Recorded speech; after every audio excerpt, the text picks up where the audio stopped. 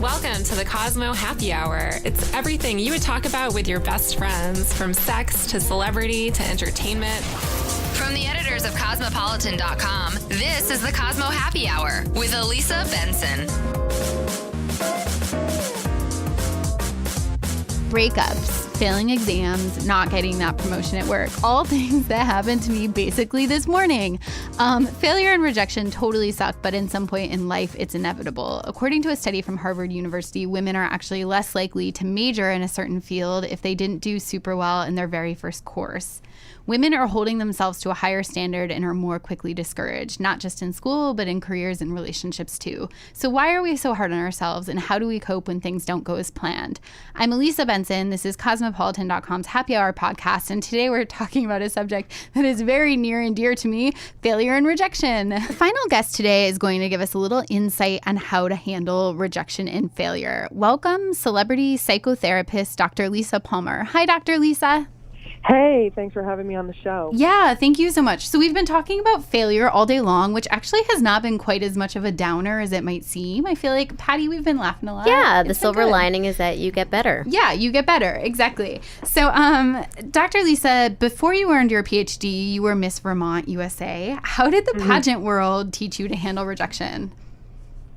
Well, I think for me personally, it really gave me a thick skin because it helped me to realize that rejection's really a part of life. And I think when you first experience a great rejection, you really don't know how to take it, and you go through all those emotions and anger and sadness and, you know, all these different emotions that come with rejection. But you either are going to get back up again and keep on going, or you're going to just take it and be sad and not go anywhere in your life. And I just decided to not give up and get back up again. So it really gave me a thick skin to go on and pursue my goals and dreams.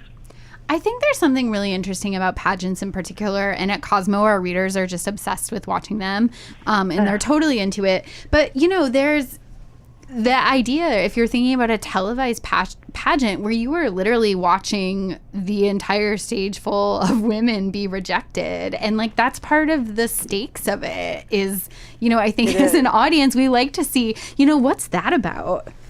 And how are they going to handle it? And like seeing these women on stage and not being able to answer questions. I was actually watching a Miss Nevada USA pageant last night on the live Facebook feed, and every time the girls got up to, you know, answer a question, I kind of cringed, like, oh my goodness, are they going to know what to say? And you almost kind of feel their embarrassment when they don't know how to answer. So it is a fascination that I think we have as a culture to see how other people handle rejection. For sure. And speaking of the way people handle rejection, one of the things that we were mentioning earlier in this episode is that there have been studies that show that women are tougher on themselves and tend to get discouraged faster than men do. Why do you think that is? And, you know, most of our listeners are women. What do women especially need to know about handling rejection? I think that, you know, women are more emotional, just the way that we are programmed. We are more emotional, and we have to be careful about that, because anytime we experience a rejection, you know, all of those feelings that come up for us, we may have more of a tendency to be depressed or angry or anxious, and these emotions can really get in the way of our progress. And that is a big thing. And then also negative belief systems is something that I talk about a lot, you know, feeling not good enough, not worthy, unwanted, unaccepted. And these negative belief systems can be so toxic because they control how we act and behave in our life.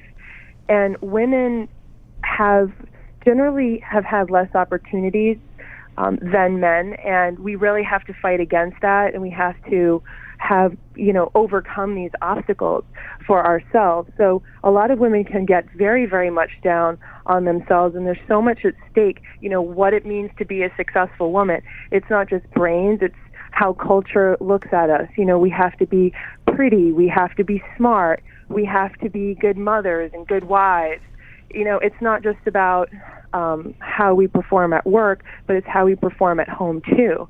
So the rejection can come in so many different areas of our lives, and it's so easy to take things personally. I think on that note about rejection, specifically romantic rejection, I actually have a theory about this, which I almost hate to say this because I wish it weren't true. So that's part of why I'm running it by you. But I think with romantic rejection, I think it's basically almost impossible to get over an ex until you're with someone new. You just really need to replace them. But is that true? That's what they say, right? But I think that you see these women that they're in one relationship after another and then they're never happy. So I also believe that we have to really work on loving ourselves. And I know that sounds really cliche, but if you don't love yourself and if you're not happy in your own company, how could you even be a great partner to somebody else? And nobody else is really going to fully fulfill you. It shouldn't be 50-50. It should be 100-100. I bring 100 of myself and you bring 100 of yourself. And together we are whole, and we complete each other, but not in a way of you're filling a hole for me. Mm-hmm. I need to fill that hole for myself, and I need to love myself, and I need to have my own self-worth, self-esteem, feel good enough about myself, and then bring that into a relationship. One thing we talk about a lot on the podcast is of course, so many of our readers are primarily meeting people that they're dating, on dating apps. A lot has been talked about, the idea on dating apps that you can sit down and quickly swipe through and essentially reject, 50 people in 1 minute, and people can do the same to you. What is your opinion on whether this sort of constant stream of disposable people, which a lot of dating apps, are set up that way now, what is your opinion on whether that affects people's attitudes toward dating in general? Definitely makes people not want to do dating online after a while, because how much rejection can you take, or how much disappointment can you take, really? That's how I feel. Yeah, and I think that people kind of have high hopes in the beginning, and then I think for women it's more of them feeling disappointed about the men and how they're acting, and then feeling, why am I even doing this, and what kind of quality man am I going to meet on these sites, and are they really out there for a relationship, or are they just playing around? So I think for women, they feel very disappointed that they're not going to meet a quality man online. And I'm not going to say that there aren't women that don't, meet a partner and marry. You hear those stories, but I think that, 9 times out of 10, they're not meeting a quality man online. Right. Well, now that I've taken the conversation in a totally downery direction, are there any sort of last, I guess this is actually specifically what I want to ask you. We've been talking all about how to cope with failure. What is your best piece of advice for if you're really in the moment, as something is happening, that feeling of being at work and feeling like the tears are welling up in your eyes? What is the best thing that our readers can do right in that moment where you're sort of really feeling the sting of rejection? First of all, you have to be aware of your emotions and where they're coming from, and acknowledge them, because so many people try to numb out or avoid those feelings. And you have to be aware of your emotions and self-aware. And meditation can really help a person to become more aware of themselves. Also recognize what I was saying before about core belief systems and what negative belief systems are being triggered by what's happening. Am I feeling not good enough? Am I feeling unworthy?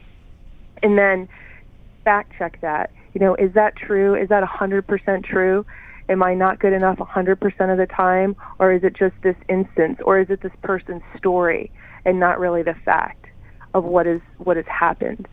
So looking at the story versus the facts, and focusing on the positive, and focusing on the times when you are good enough and you are worthy, and the strengths that you have about yourself.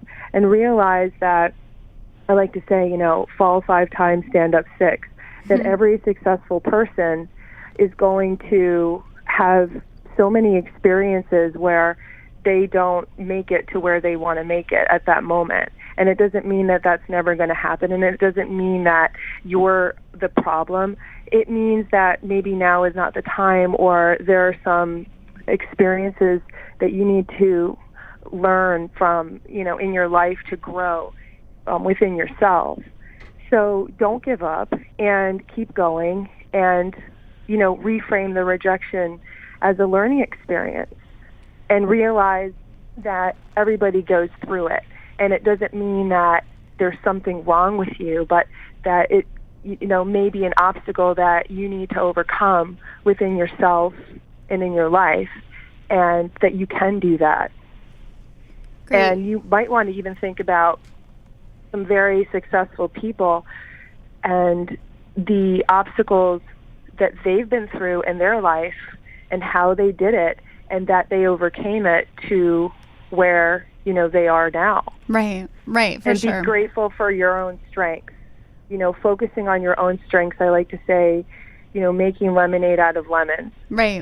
Just focusing on everything that you do have and trying to make what you have the best that it can be rather than, wanting to have what somebody else has. So being grateful for yourself and who you are and trying to develop yourself to the best of your abilities and capabilities. Great. So that's what I would say. Well, thank you so much, Dr. Lisa. I know you have to run, but I really appreciate it so much. Thank you so much for having me on the show. I'd love to do it again. Yes, of course. I feel more successful and less like a failure already. I'm going to take over the world. Yeah. Thank you. Bye-bye. All right. Bye-bye. Bye.